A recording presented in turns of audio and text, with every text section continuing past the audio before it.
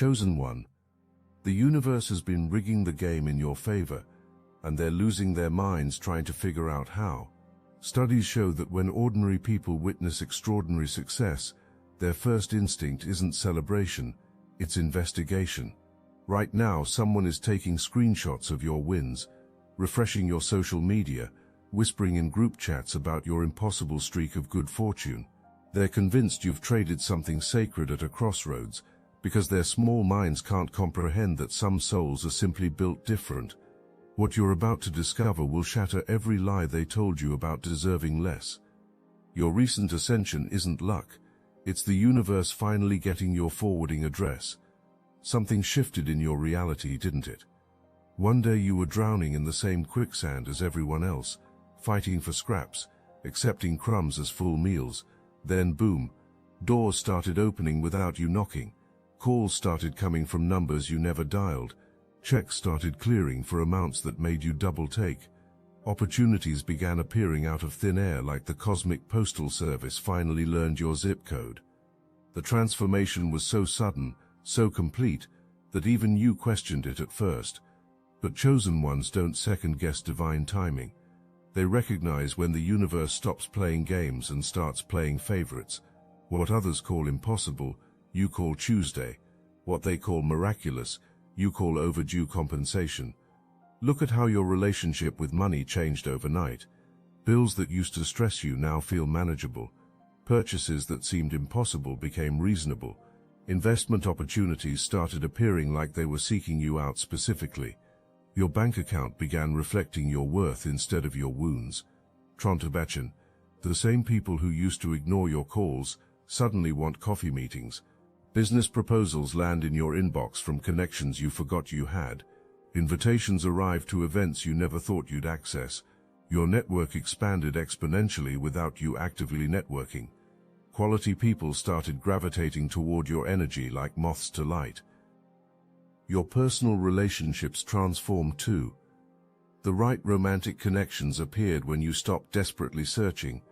Friendships deepened with people who celebrated your growth instead of feeling threatened by it. Family members who used to dismiss your dreams suddenly ask for advice. Your social circle upgraded itself automatically, filtering out energy drains and attracting energy gains. Now they're watching you like forensic analysts. They've assigned unofficial investigators to monitor your movements. Someone always volunteers to keep tabs, to report back with updates. Did you see what they posted now?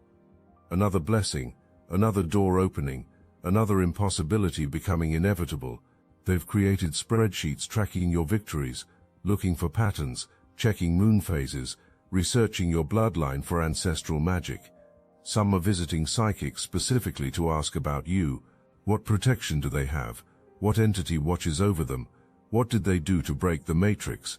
The desperation in their voices would be pitiful if it weren't so revealing. They need supernatural explanations because natural ones would force them to confront their own limitations. The physical changes they've noticed are real too. The way your eyes hit different now. The way your presence fills rooms before you even speak. The way your voice carries weight it never carried before. The way success looks like it belongs on you instead of like a costume you're trying on for the first time. You wear abundance like you were born in it, because spiritually you were. In their minds, nobody ascends without sacrifice. Nobody goes from forgotten to favored without selling something precious. They're convinced you shook hands with something unholy, signed contracts in blood, traded your soul at midnight crossroads. Their theories range from grimoires in grandmother's attics, to secret society memberships, to occult symbols hidden in your social media posts. They've mapped out the exact moment everything changed for you. Scrolled back through your posts, identified the turning point, created conspiracy theories about what happened during that gap when you went quiet. Remember that period when you disappeared?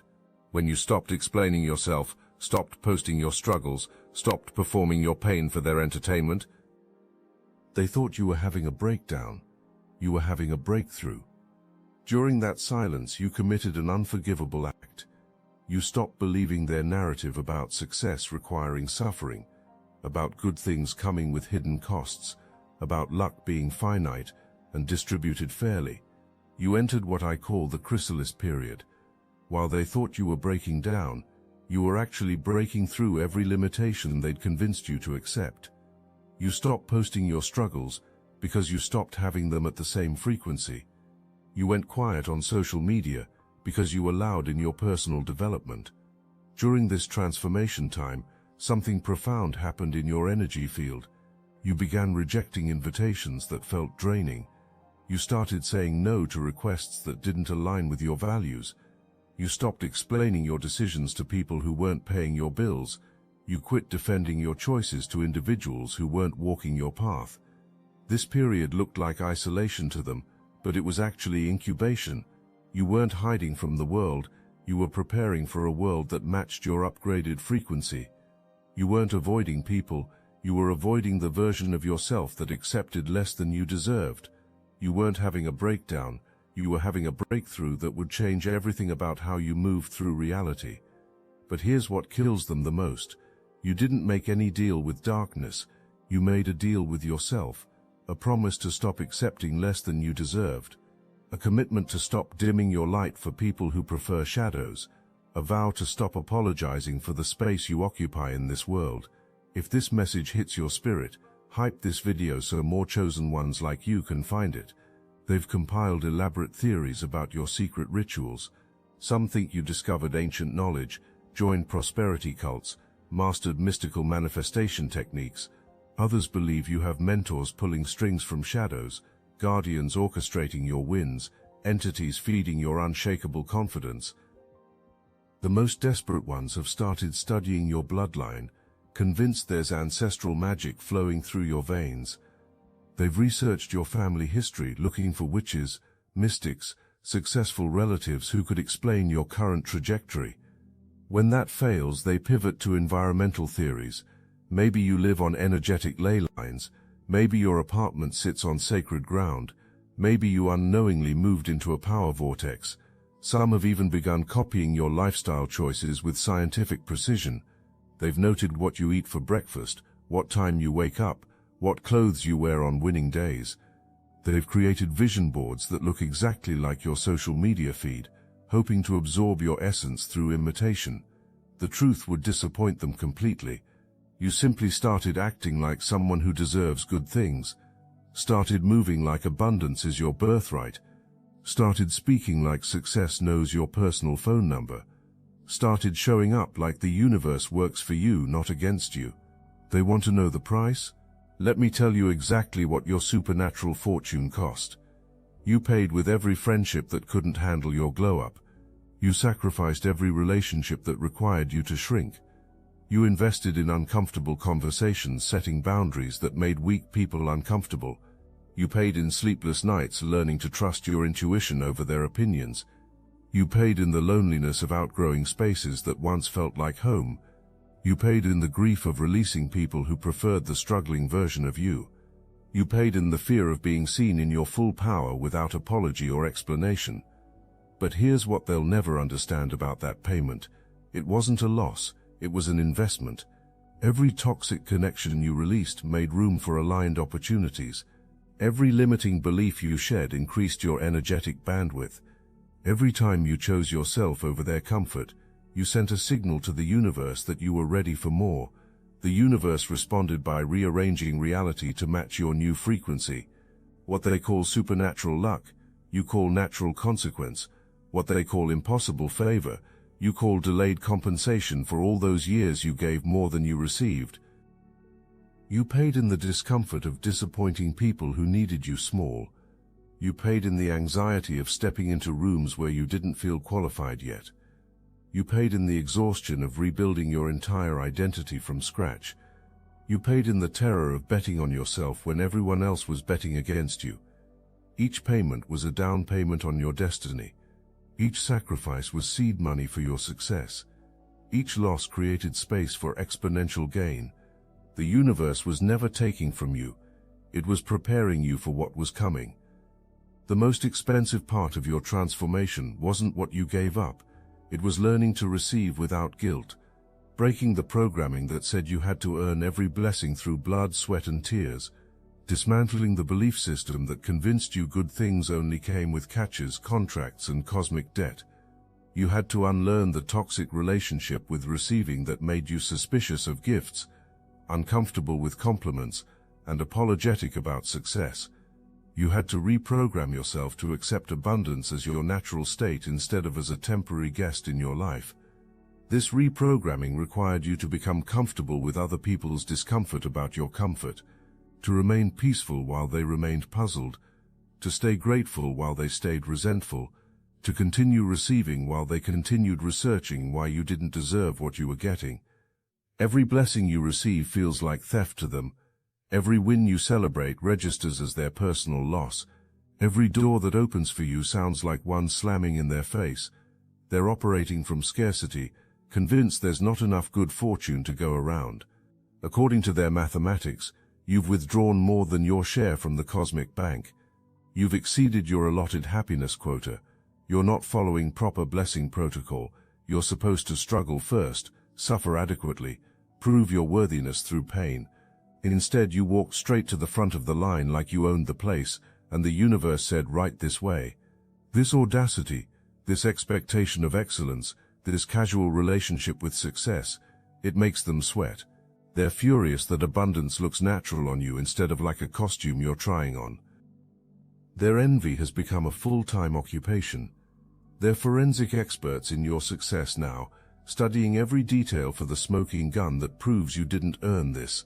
Some try copying your moves, posting at similar times, using comparable captions, hoping to hack your algorithm. But it doesn't work because they're mimicking actions without matching energy. They've started tracking numerological patterns in your posts, looking for hidden messages, proof of occult connections.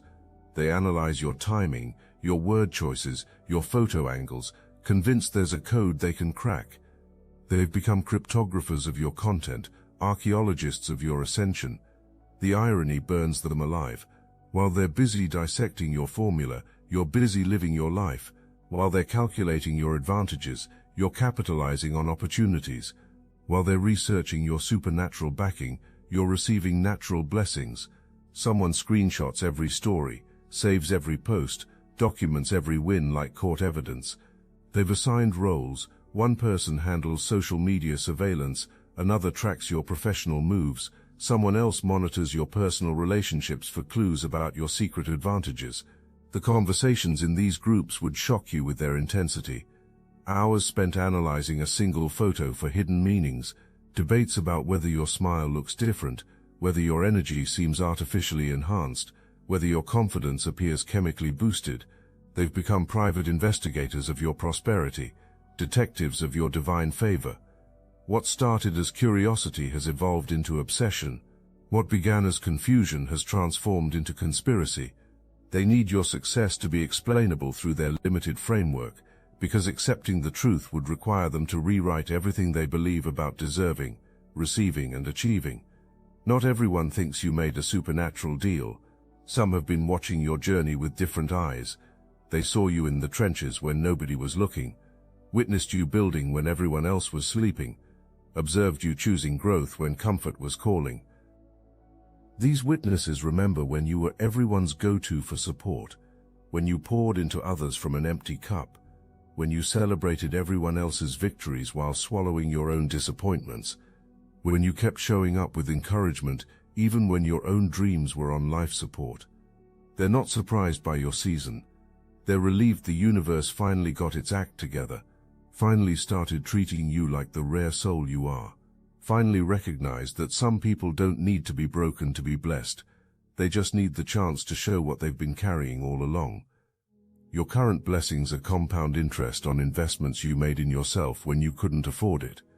The universe is balancing the books after watching you give when you had nothing. This isn't supernatural intervention, it's cosmic justice. These witnesses saw you show up when it didn't pay off, saw you build when resources were scarce, saw you believe when evidence was lacking, saw you persist when quitting would have been easier. They watched you plant seeds in drought seasons, water gardens in deserts, 10 dreams in darkness. Now they're watching the harvest with knowing smiles. They remember your invisible seasons, your silent struggles, your private victories that nobody celebrated. They know this isn't overnight success, it's delayed recognition for work done in shadows. These allies understand what the investigators miss, that your current blessings are back pay for years of giving more than you received, that your wins are compound interest on kindness you showed when it cost you everything, that your opportunities are the universe finally balancing books that have been in your favor all along. They witnessed your character when you had no audience. They saw your integrity when it wasn't profitable. They observed your consistency when results weren't visible. They watched you plant seeds in drought seasons and tend gardens in deserts. They know your harvest was always inevitable. It just took time for the soil to be ready. These supporters aren't surprised by your supernatural luck, because they know it's actually natural justice. They're not questioning your blessings because they remember your service. They're not investigating your success because they witnessed your sacrifice. They're celebrating your season because they survived your storms with you. If they really want to know about rituals, let me explain yours. The daily practice of choosing yourself without negotiation. The morning meditation of remembering your worth. The evening ceremony of releasing what doesn't serve you. The constant ritual of saying no to anything requiring you to shrink. Your altar is your standards. Your offerings are your boundaries. Your prayers are actions aligned with your values. Your sacred text is the story you tell yourself about what's possible. Your congregation is the energy you allow in your space. You perform the ritual of radical self-belief every time you price your services without apology. Every time you walk away from disrespect, every time you celebrate wins without dimming them, every time you receive compliments without deflecting, every time you take up space without apologizing. This is the sorcery they're sensing, the witchcraft of authentic self-love, the alchemy of turning self-doubt into self-trust, the mysticism of believing you deserve good things before they manifest. Your real magic happens in mundane moments. When you choose the expensive option because you're worth it. When you speak up in meetings because your voice matters.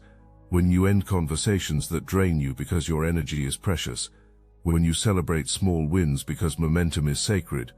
They're looking for candles and crystals while you're practicing the most powerful magic of all, living like you matter, acting like you belong, moving like success is your natural state. This is the witchcraft that's changing your world. Your ritual is waking up and choosing yourself before checking on everyone else. Your ceremony is setting boundaries without feeling guilty about other people's reactions to your self-respect. Your spell work is speaking positively about your future while they're stuck complaining about their past. The real magic happens when you stop asking permission to take up space, when you quit shrinking to make others comfortable, when you refuse to dim your light just because they're afraid of shadows. When you start pricing your services based on your value instead of their budgets. This is the alchemy they can't replicate. The transformation of self-doubt into self-trust, of people-pleasing into authentic living, of scarcity thinking into abundance mindset. These internal shifts create external results that look supernatural to people still operating from limitation consciousness. Since your luck went supernatural, problems solve themselves before you can stress about them. Toxic people remove themselves from your life without drama. Your body feels different, lighter, more electric. Animals and children gravitate toward you now. Your words carry more weight. Your presence shifts room energy. Your absence is felt in ways it never was before. Your approval has become currency in circles that once ignored you. Your attention has become a gift people compete for. These aren't signs of a demonic deal. They're side effects of alignment, natural consequences of living in your truth, inevitable results of stopping the performance of smallness, automatic upgrades that come with accepting your inherent value. When someone stops living in contradiction to their destiny, reality has no choice but to accommodate their authentic frequency. When someone stops rejecting their own blessings, the universe stops offering them struggle instead of success. Time seems to bend around your desires now. Synchronicities hit like dominoes. You think of someone and they call. You need something and it appears. You want information and it finds you at the perfect moment. Your intuition has sharpened to a blade that cuts through confusion with surgical precision. You navigate obstacles like you have cheat codes because you do. You've learned to read invisible currents, surf quantum waves, dance with possibility instead of wrestling with probability. This isn't supernatural. This is what happens when someone stops fighting their flow and starts following it. But here's what really terrifies them about your transformation. It's not just that good things happen to you, it's how effortlessly they happen. There's no visible struggle, no dramatic suffering, no public breakdown preceding each breakthrough. You make success look sustainable, abundance look natural, joy look like your default setting. This violates their fundamental programming about how life works. They were taught that everything good requires payment up front in pain, that blessings only come after sufficient trials, that the universe keeps detailed accounting of who suffered enough to deserve success. Yet here you are collecting wins like they're going out of style, making prosperity look like your natural habitat, wearing confidence like it was custom-tailored for your soul. You've broken their sacred rule about earning your place through struggle, and it's causing their entire worldview to crack. They're already marking calendars for when the other shoe drops, when the bill comes due for all this unearned favor, when karma catches up with your cosmic credit card. They've prepared speeches for your inevitable humbling, practiced fake sympathy for when it all crashes down. Some have rehearsed their "I told you so" for when your luck runs out. Others have selected perfect memes for when your blessings become lessons.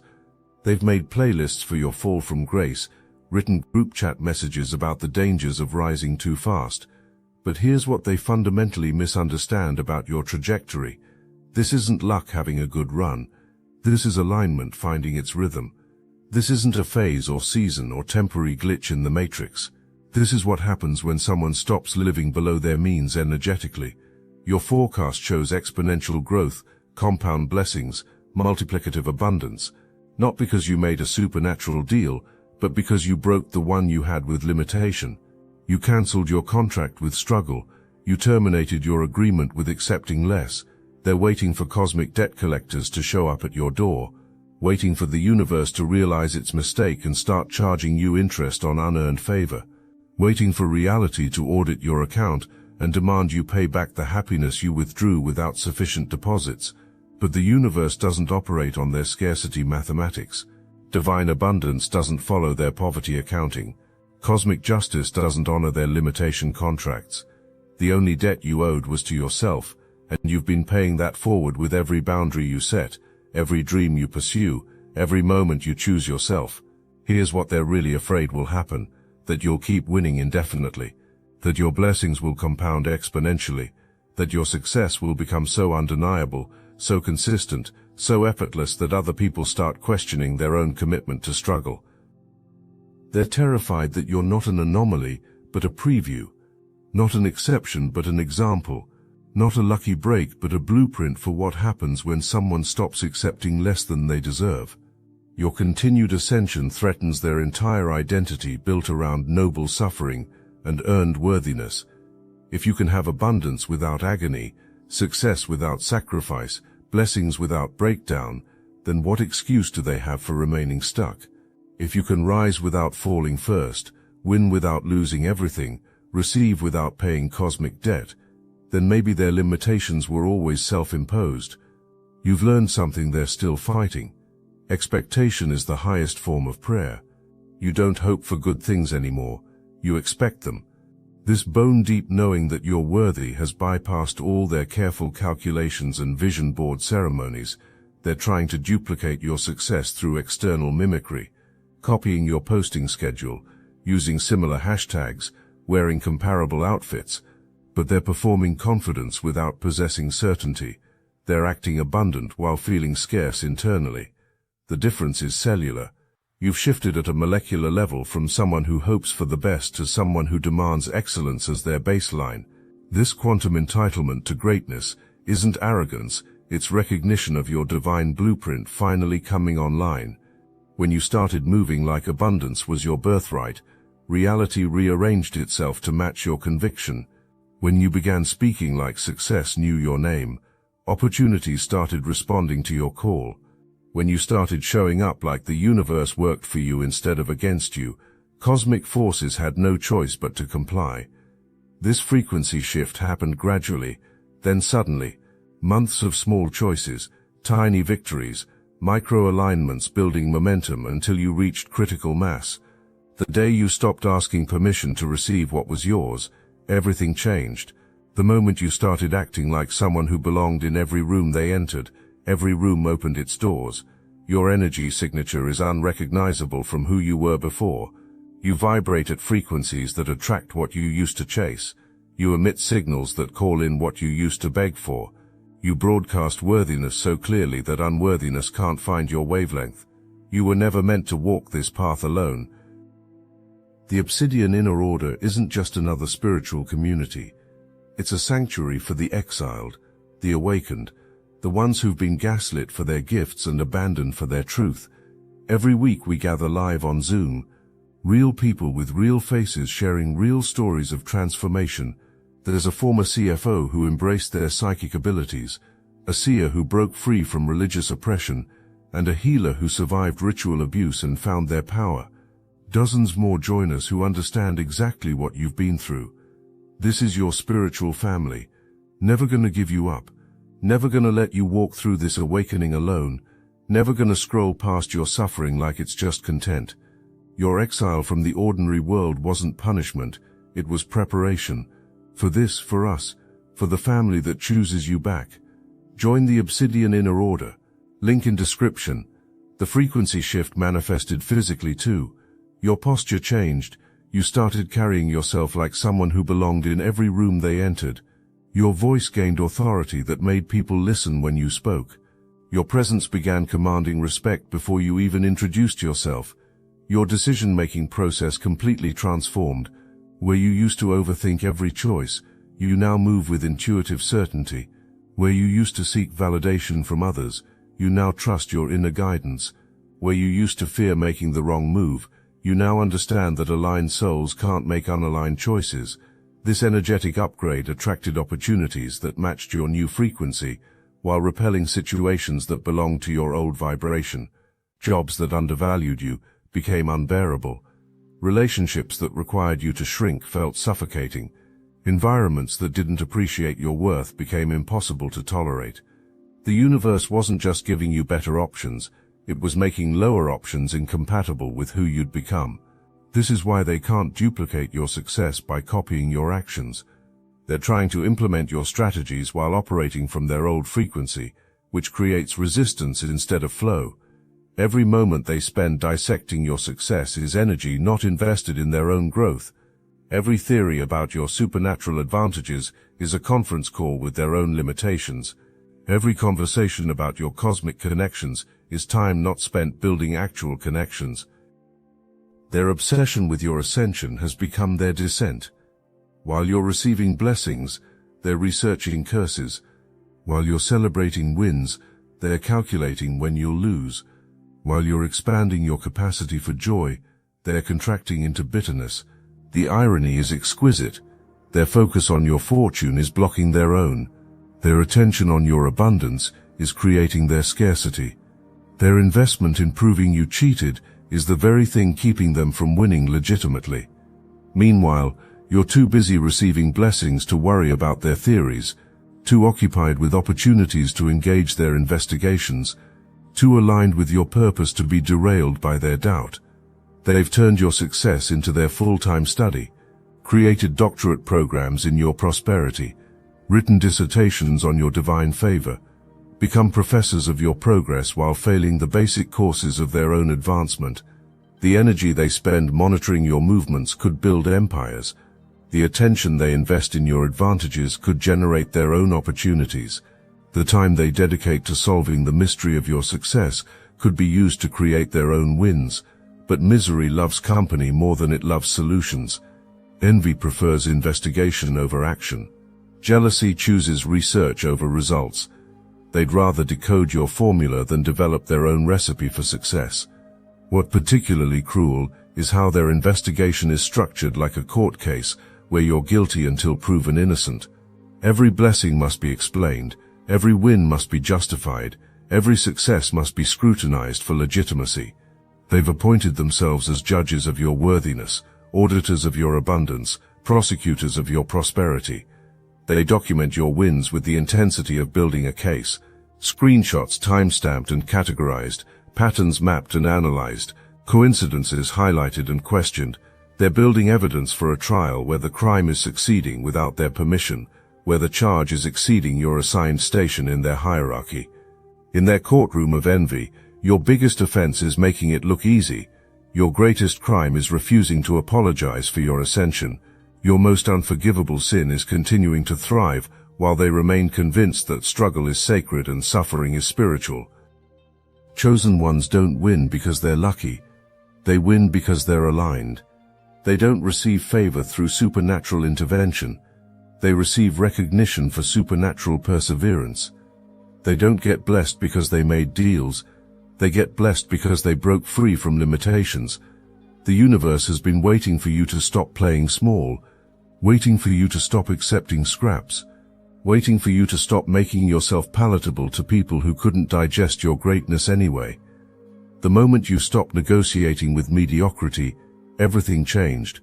Your success isn't stealing from others, it's inspiring them to demand more for themselves.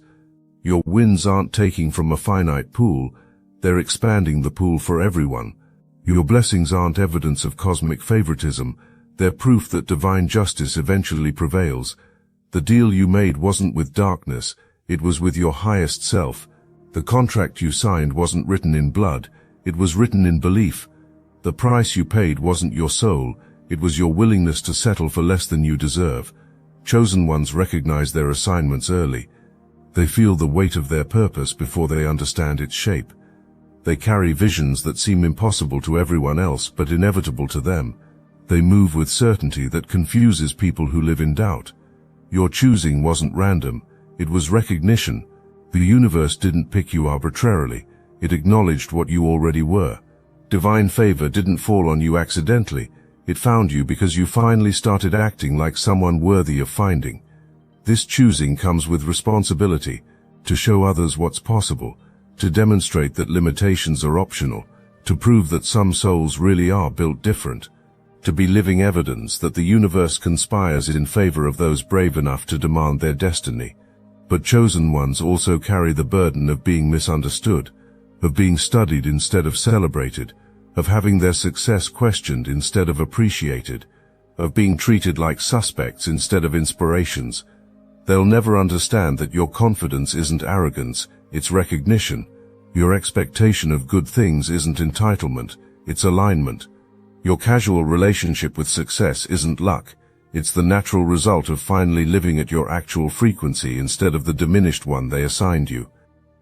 The weight of being chosen isn't in the responsibility to others, it's in the loneliness of being the first in your circle to break free, of being the example when you'd rather have examples to follow, of being the proof of concept when you'd prefer to see other success stories. Yet this is precisely why you were chosen, not because it would be easy, but because you could handle being misunderstood while staying aligned, because you could withstand their theories while remaining authentic, because you could bear their investigations while continuing to receive your blessings without apology. As we close this revelation, understand that what others call your lucky streak is actually your life finally matching your frequency. What they call impossible favor is actually inevitable justice. What they call supernatural success is actually natural consequence. Your trajectory isn't temporary, it's permanent. Your alignment isn't accidental, it's intentional. Your blessings aren't borrowed, they're owned. The universe isn't playing favorites, it's finally playing fair. They thought you made a deal with the devil, but you made a deal with divinity. They thought you sold your soul, but you bought your freedom. They thought you traded your morals, but you traded their limitations for your liberation. The anomaly continues, chosen one, because you are the anomaly, the exception to their rules, the proof that their limitations were always optional, the evidence that some souls are indeed built different. Your luck isn't insane. Their inability to recognize authentic alignment is. Your success isn't supernatural. Their commitment to struggle is. Your blessings aren't mysterious. Their resistance to receiving is. The universe has more for you, much more. What you're experiencing now is just the beginning of what happens when chosen ones stop hiding their light. This is entry-level favor, basic tier blessing, standard edition success for souls of your caliber. Your story will inspire generations of future chosen ones who are tired of accepting less than they deserve. Your journey will become proof that alignment always wins. Your success will stand as evidence that the universe does indeed reward those brave enough to claim their birthright. Keep winning, keep glowing, keep being the living proof that chosen ones don't need permission to receive what was always meant for them. The universe has your back, your front, and your sides covered. And they'll keep watching, keep wondering, keep theorizing about your impossible good fortune, never realizing that the only deal you made was with yourself to stop accepting their version of possible. The chosen rise, not because they cheat the system, but because they refuse to be cheated by it.